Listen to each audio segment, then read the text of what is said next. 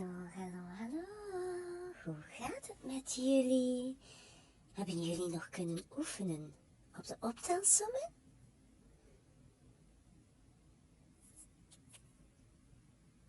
Fantastisch! Vandaag zullen we beginnen met een oefening die eruit ziet als deze. 9 min 2. Hoe lossen we dit nu op?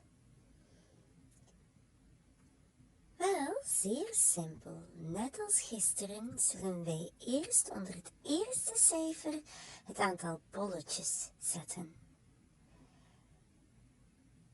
Maar waarom enkel onder het eerste cijfer? Wel, min is hetzelfde als minder of wegdoen.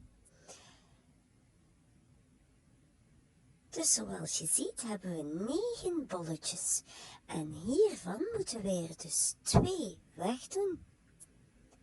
Zoals je ziet hebben we er 2 omcirkeld en deze tellen niet meer mee.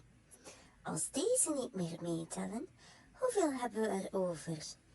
1, 2, 3, 4, 5, 6, 7. Heel juist!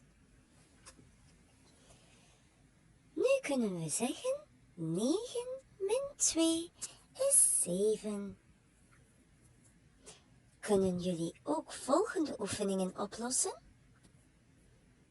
5 min 2, 9 min 1 en 6 min 4.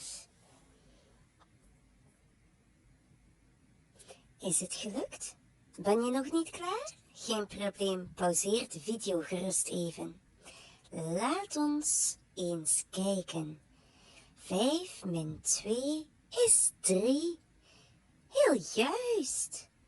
9 min 1 is 8.